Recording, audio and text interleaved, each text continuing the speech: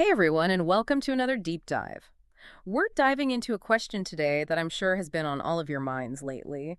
Is all the tech we use actually making us less intelligent? It's a worry many of us share. Are we sacrificing brain power for convenience? Hmm. It's a fascinating paradox, isn't it? We're surrounded by these incredible devices, yet there's this nagging feeling we might be losing something essential in the process. Right. Like, I love that my GPS can navigate me through a new city. Aha. But does that mean my own sense of direction is out of a job? I have to admit, I've noticed myself struggling to remember basic directions these days. And that's precisely where this conversation gets interesting. Because while that concern is understandable, it often assumes technology is simply replacing our cognitive skills. What if, instead of dumbing us down, tech is fundamentally transforming the way our brains operate? Okay, I'm intrigued.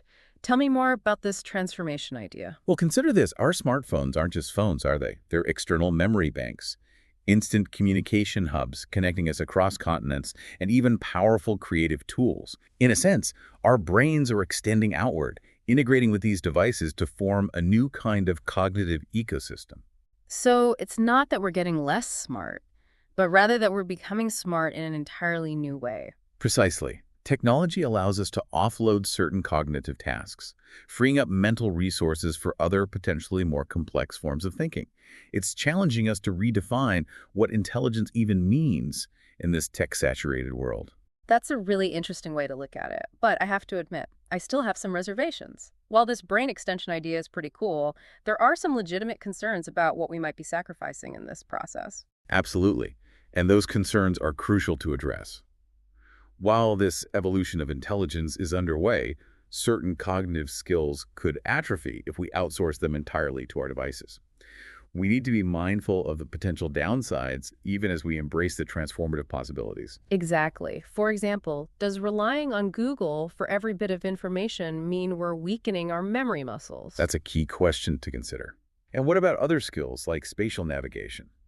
If we're constantly relying on GPS, are we diminishing our innate ability to orient ourselves in the world? These are legitimate concerns that shouldn't be dismissed. And it's not just about memory and navigation, is it? What about critical thinking? If we're always just racing to Google for the answer, are we losing the ability to really grapple with problems and analyze information and form our own conclusions? That's a crucial point. It's one thing to have access to this vast amount of information, but it's quite another to be able to sift through it, evaluate its credibility, and synthesize it into meaningful knowledge. Those critical thinking skills are more important than ever in today's information-saturated world. Yeah. And it makes me wonder about creativity too. With all this amazing content at our fingertips, are we becoming so accustomed to consuming that we're losing our own creative spark? Like, is it possible we're trading in the ability to generate our own original ideas for just the ease of endless scrolling? It's a valid concern. While technology can undoubtedly be a tool for creativity, offering these new avenues for expression and collaboration, there's something to be said for the kind of creativity that emerges from boredom, from quiet contemplation, from grappling with a problem without immediately seeking external input. You've really made me think about the potential trade-offs here. But I'm also curious about the flip side. So if technology is pushing some skills to evolve or even fade away, as you said, what about the other side of that coin? What skills are becoming more essential, more distinctly human in this new landscape? That's where things get really fascinating.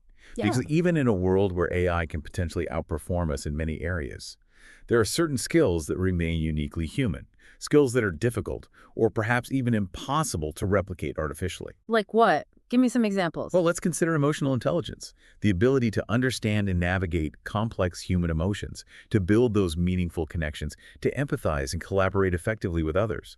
These are skills that rely on nuanced social cues, shared experiences, a depth of understanding that goes beyond algorithms and data points. That makes a lot of sense. No matter how advanced technology becomes, it's hard to imagine a world where those human connection skills aren't valuable. Exactly. And here's where it gets even more intriguing. What if the skills that are most resistant to being automated, the ones that require that human touch, are the very skills that will be most highly valued in the future? The skills that will set us apart, not just from machines, but from each other. Okay, now we're getting into some deep dive territory. It's almost like we're being challenged to double down on our humanity. But how do we actually do that? How can we cultivate those uniquely human skills in a world that often seems to prioritize speed and efficiency over depth and connection. So we've explored how technology is maybe reshaping our brains both in good ways and maybe some concerning ways. But if we're looking for like, I don't know, a game plan for all of this, a way to really thrive in this tech-saturated world without giving up like our humanity, where do we even begin? That's the million-dollar question, isn't it? Yeah. But I think maybe our conversation has kind of uncovered some key insights, Like, instead of, I don't know, fearing all these advancements in tech, what if we look at them as like an opportunity to redefine what makes us important, uniquely valuable in a world where AI can increasingly do a lot of the everyday tasks we used to prioritize. I like where you're going with Yeah, this. So instead of trying to like out Google, we should focus on getting better at the things that really play to our strengths as humans. exactly. Skills like empathy, critical thinking, creativity, complex problem solving, building relationships that are meaningful. These are all areas where humans still have a leg up, a significant edge over AI. And the more we develop those skills, really nurture them, the more adaptable and valuable we will become in the future, no matter how sophisticated technology gets. So it's like we've been so busy trying to keep up with the machines, we've totally forgotten what makes us special in the first place. It's an easy trap to fall into. But the truth is that those uniquely human skills, the ones we've been talking about, those are becoming more and more sought after, even in our tech-driven world. Think about it. As automation takes over all those, routine tasks, businesses are out there looking for people, individuals who can think outside the box, connect with their clients on a deeper level, and navigate complex ethical issues. And those are all rooted in our humanity. It's a really empowering way to look at it. It's not about like rejecting technology altogether. It's more about embracing it, but strategically. Leveraging its power, but also recognizing and working on the skills that make us, well, irreplaceable. Precisely. And it's about, being proactive. We can't just sit around and wait for these human skills to just like magically appear. We have to actively work on them, cultivate them through mindful engagement, through practice, through looking for and putting ourselves in experiences that challenge us to think differently, to connect with others in a deeper, more meaningful way.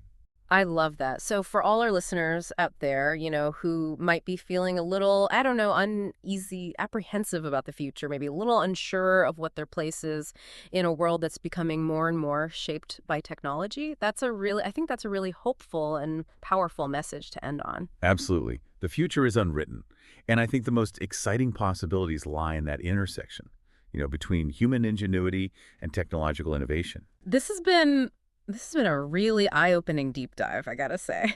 We've really gotten into some complex and interesting ideas, challenged some assumptions, and I hope that we've given you some new ways of thinking about how technology and the human mind, how they work together, how they shape each other. It's been a pleasure diving deep with you. And to all our listeners, remember, the most important questions are usually the ones we ask ourselves. So keep those questions coming. Keep exploring, keep learning, and keep nurturing that essential human spark that makes you, well, you. Couldn't have said it better myself. Until next time, keep those brains buzzing and those connections strong.